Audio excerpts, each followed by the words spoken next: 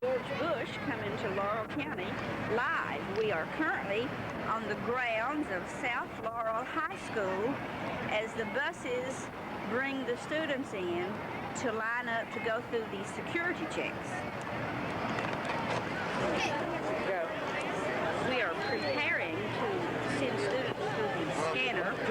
You can see the Secret Service agents putting up the do not cross barriers. The students are lined up in preparation for being scanned for metal pieces. Students were told by the administration that they could bring a camera, that they would have nothing else in their hands. They have several scanners set up, and they will go through at approximately 1,000 every 20 minutes. We are now watching the crowds of spectators being scanned for perhaps weapons. One of the Secret Service at the table that we see is from Texas. The fellow standing at the gate itself is a Secret Service agent from Pennsylvania.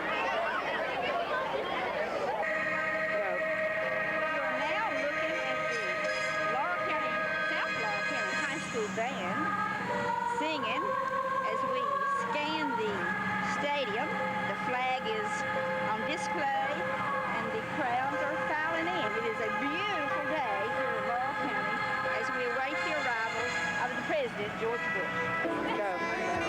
We are now taking a close-up view from the press stand of the actual podium which the President speaks. You can hear in the background the area bands playing.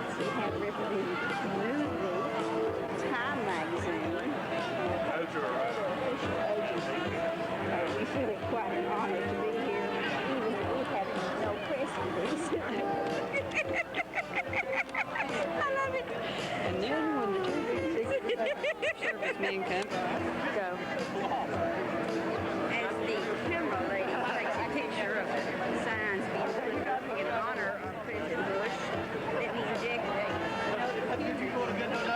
We are escorted from the press release table.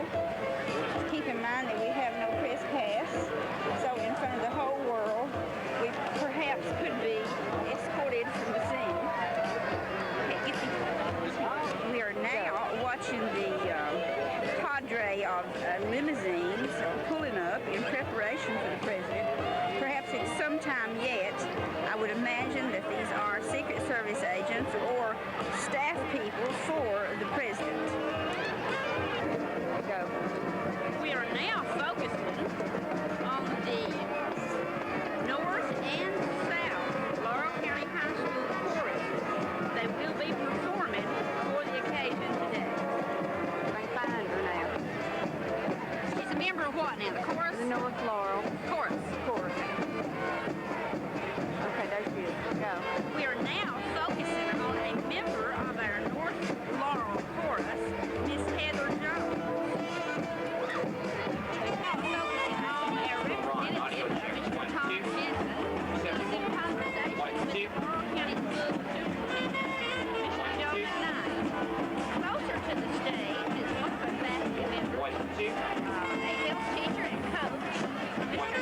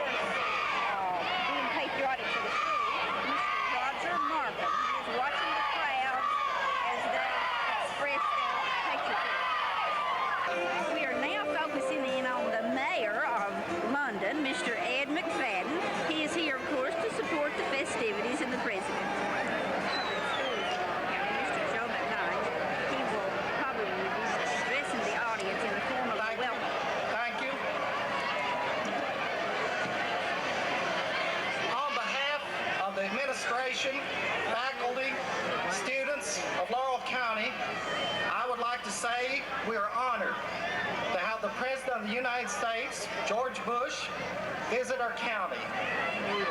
I would also like to extend this welcome to include our distinguished federal, state, and local representatives.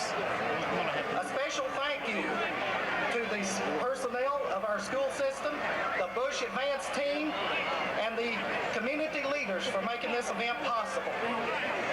The state of Kentucky is recognized as a leader in educational reform. Laurel County is considered one of the front runners in promoting this innovative program. We, as Kentucky and Laurel County schools, are striving to improve the educational reputation of the 5th Congressional District. We're most appreciative of our President's decision to appear here today. We in Laurel County are grateful for the opportunity to represent our beautiful region of Kentucky. Welcome, President Bush, and we see that it looks like he's coming in our direction. Thank you very much. The helicopters you're seeing right now are carrying the press corps. The President is due in about 45 minutes. Wait a minute. You're in for a big treat here today. You're going to have a lot of fun. We're going to enjoy ourselves. I want to also say I'm Tom Jensen, the state representative of Laurel County. We want to welcome all of you and our distinguished guests. Next on the agenda, we have Girl Scout Troop 137 from Hazard, Kentucky, Vicki Sharp, Scout Leader. Vicki, to lead us in the Pledge of Allegiance.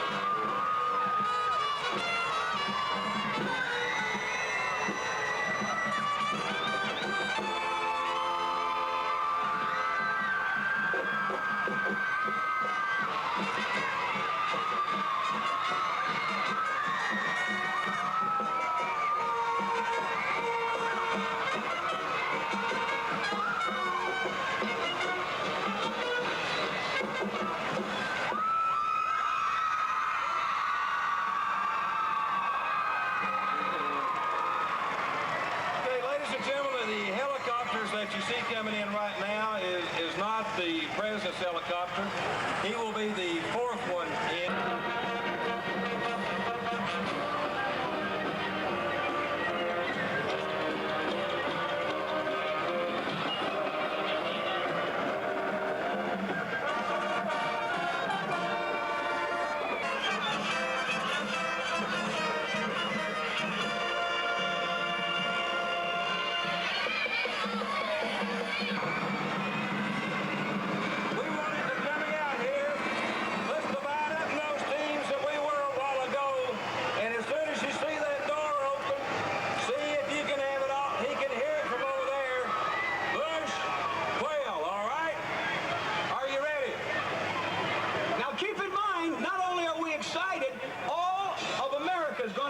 You smile, you're going to let them know who the next president is going to be.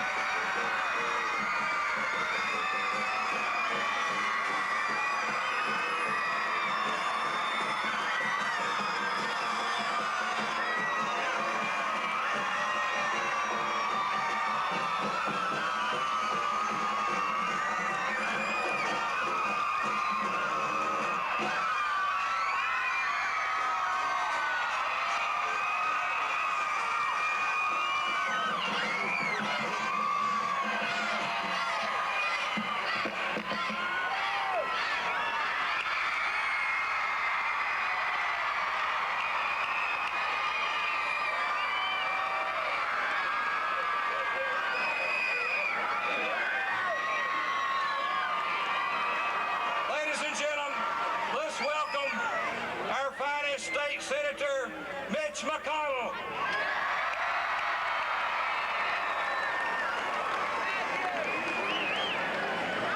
Thank you very much, Tom.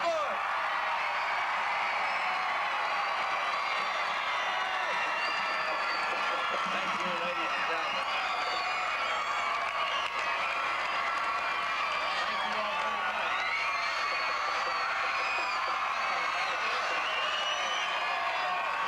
Thank you, Senator. Thank you, Mitch McConnell. Thank you, Mitch McConnell, and I am so proud to be introduced by your senator, who is doing a superb job for this state in Washington. If we had more like him, they wouldn't be yelling clean house or clean out the Senate. He is a star, and you're lucky to have him up there. Mitch, thank you.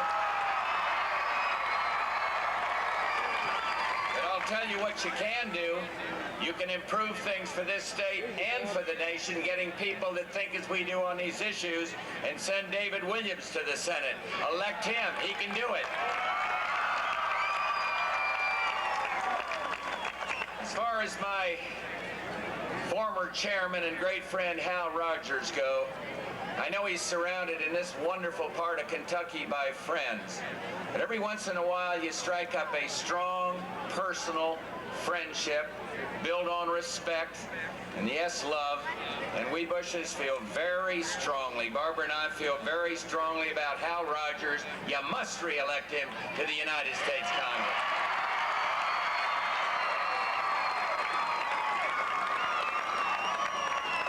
I want to thank Superintendent Joe McKnight and Roger Markham, the principal, for permitting us to have this beautiful rally on this beautiful Kentucky day.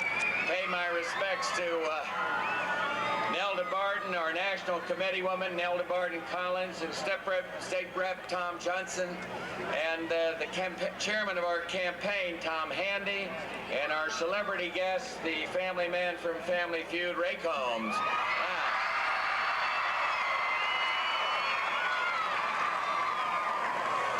I still remember my great visit here 4 years ago to the town named Bush, Kentucky. And I saw the fire department in a Bush Elementary School, and I met George Bush, the postmaster. And let me say, this part of Kentucky, we have a wonderful way of making somebody feel at home. Someone mentioned to me the results of the South Laurel High School student referendum, and I understand it went pretty well. And let me just say to all of those from South Laurel High and North Laurel High, you're as smart as you look.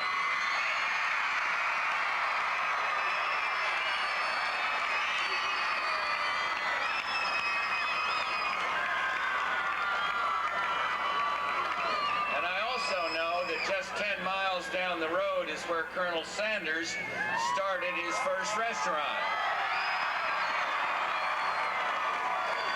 He said something that Governor Clinton ought to learn from. He said the bucket stops here. And Governor Clinton better understand, if he wants to be president of the United States, you can't take one side of an issue one day and one another. You got to tell the truth.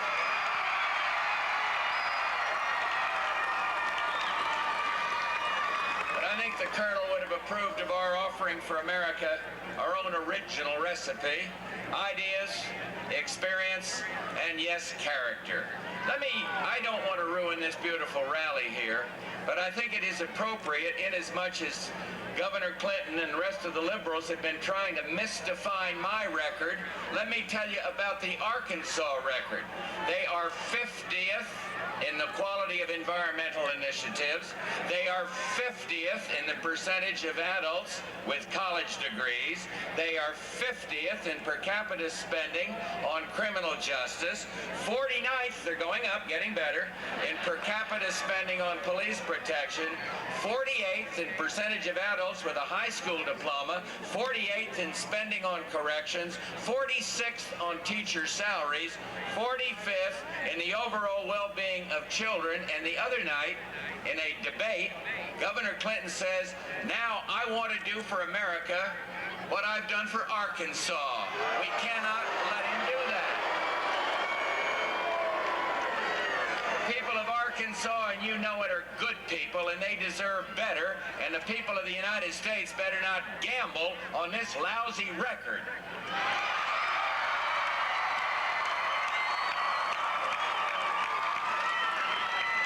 Be like the guy on the Little League that finished last, then wanting to go up and manage the Braves as they come back.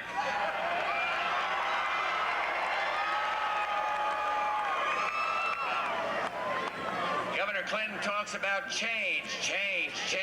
He used the word something like 53 times in a debate. But let's look at what he offers. Change. Tax and spend is what he's really talking about.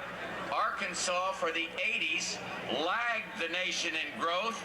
And in 1991, Clinton says we did better. We led the nation. Well, the only way to get Arkansas economy moving was for Governor Clinton to get out of the state. He was out of there in 91 running for president. The only time they did better than the national average. And if you want to get the economy in this country moving, and I do, and we got the ways to do it, is to send him back to Little Rock and keep him there.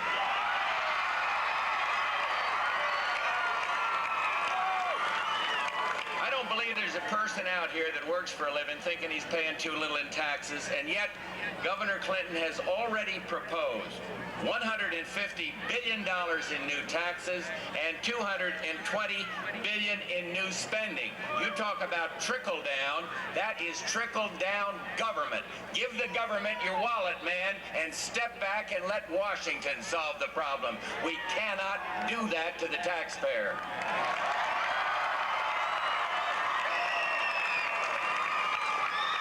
But again, my problem is this pattern of being on one side that he has and then on another. He says he's going to get it from the rich. There are not enough rich people around to get all that dough he's talking about. So what happens? He comes after you. If you drive a cab, work in a coal mine, whatever it is, watch out. Watch your wallet. He's coming right after you, and I'm not going to let him do that to the American people.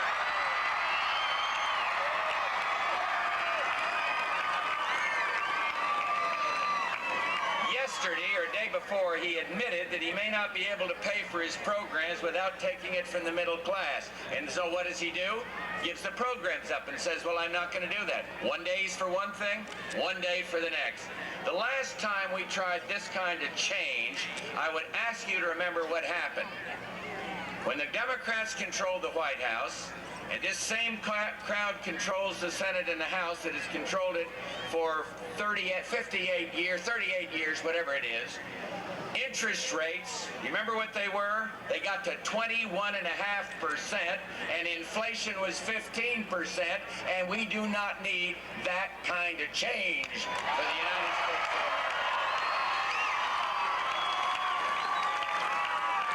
With us, interest rates are down, and homeowners can refinance their mortgages. Inflation is down, and senior citizens are not getting wiped out by that, the cruelest tax of all. We will get it down further by controlling the growth of federal spending and giving you a break on your taxes, particularly small business.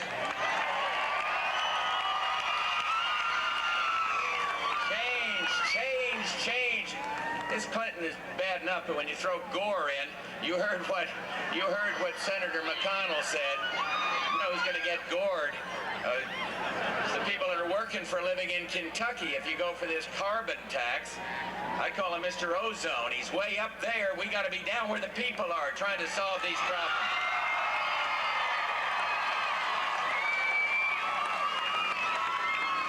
Try their formula for change, and that's all you're going to have left in your pocket, believe me. Now, I want to get these taxes down, spending under control, and there's a good way to do that. Let me give you a little formula. Mitch believes it. Hal Rogers believes it. We fought for it. We got a few more good people, good men and women from Kentucky joining us there. Here's the way we'll do it. One, we will have a balanced budget amendment that makes the president and the Congress get this budget in balance in 5 years. Second, we'll get them to give us a checkoff. Congress can't handle it, let the people do it. You can check off 10% of your taxes to go, must go, no way around it, to reducing the federal deficit. And I want that for the taxpayers.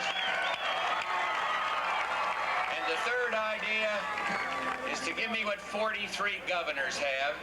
And if the Congress can't do it, give me that line item veto, and let's cut out the pork and the waste from the federal budget. You know, in this country, it's small business that produces the jobs. And that's why we favored investment tax allowance or a capital gains reduction or a tax credit for the first-time home buyer, so we can stimulate jobs and investment and support small business. Not do as Governor Clinton wants to do, manage the economy. He calls it investing. The government cannot invest. It is the people that invest, and he ought to understand that. Healthcare, he wants a government board again to settle everything. I want to provide insurance to the poorest of the poor. I want to pool the insurance. I want to give vouchers to the poor, tax credit to the more affluent, and then we're going to get these insurance costs down by something else. We are going to go after those crazy malpractice suits that are driving the cost of medicine right through the roof.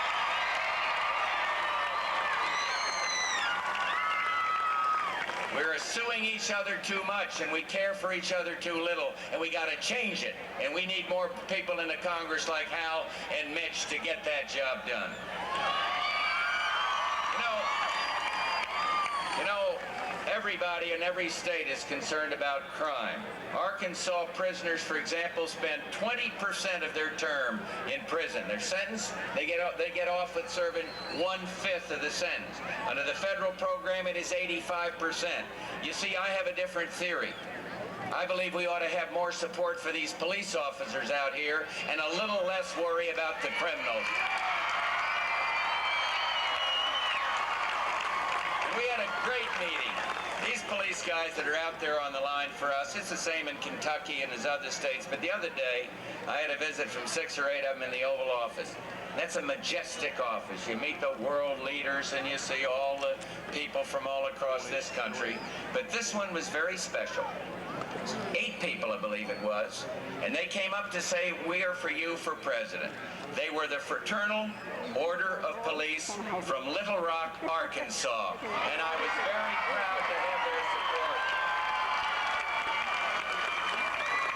So we must back them up. We must win this war against crime and drugs with our Weed and Seed program, backing the law enforcement officers and getting tough anti-crime legislation.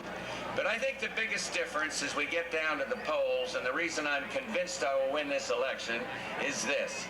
I honestly believe that character counts. I believe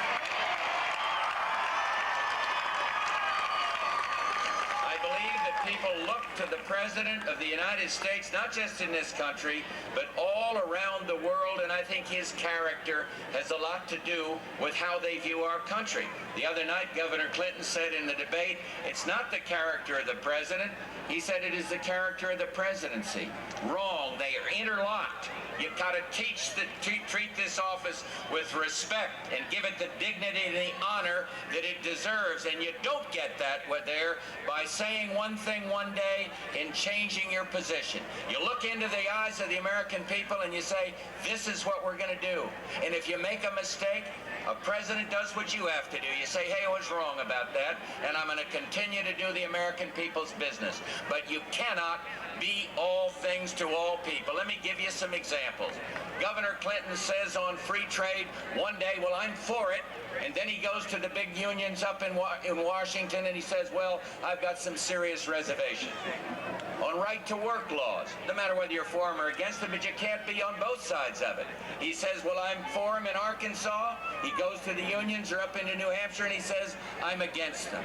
On the Persian Gulf, a very tough decision that I had to make to commit somebody else's son, somebody else's daughter to combat. I had to make a decision and had to lead, and I couldn't equivocate. And here's what Governor Clinton said. He said, I guess I agreed with the minority. That's those who wanted to give sanctions a chance. I agree with the minority, but I guess I would have voted with the majority. What kind of commander-in-chief can waffle and change his position like that?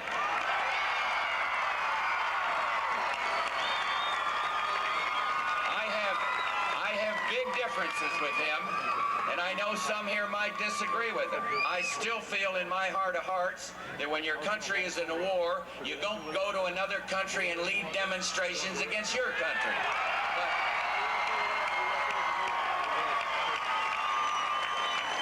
And when you say to the American people, I'm going to tell you the full truth on the draft on April 17th, and then are silent, hoping the issue goes away, I don't think that's right either. A lot of people opposed the war. Some of them said, well, I'm not going to even stick around. But they didn't change their story. They weren't one thing one day and then trying to preserve their political viability the next. You cannot waffle, you cannot equivocate when you're President of the United States of America.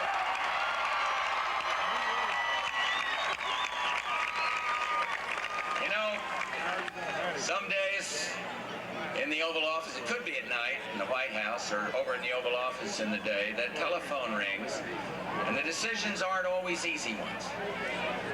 They're decisions where principle has to be invoked, and where you have to say what you think you really believe in your heart of hearts is right. And that's why I believe you cannot separate the character of the presidency from the president from the character of the presidency. They are one and the same thing. They are locked in. And I will be asking the American people to consider that important point. We've got the economic program, an agenda for America's renewal. We've got a foreign policy record that gives great credit to the United States and those who have stood strong. Isn't it a wonderful thing that the young people behind me today go to bed at night without the same fear of nuclear war that many of you had? International communism is dead, and Germany's reunited, and ancient enemies are talking to each other in the Middle East, and democracy is on the move south of our border. And now we must take that same leadership. And with this new Congress, and there's going to be at least 100 new ones coming up there, with that new Congress, we are going to lift this country up. We are going to make life better for every single kid that is here today. And don't you believe it, when Clinton and Gore go around this country saying, we are a nation in decline, everything is bad. That is not so. Yes, some people are hurting. Our program will help them, but we are the United States of America, and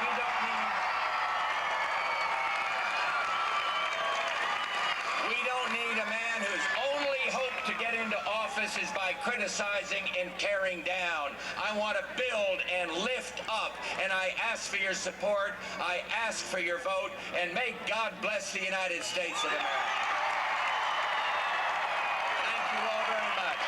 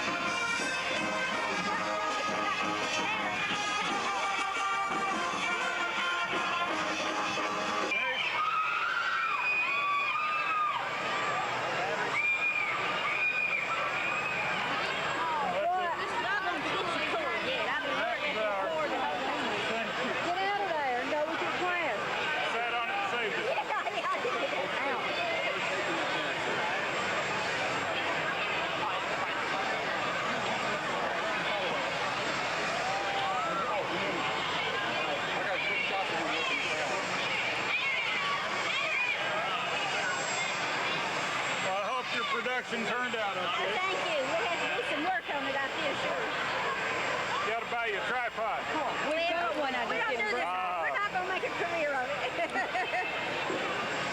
I'll just stay in the classroom. You should stay in the library.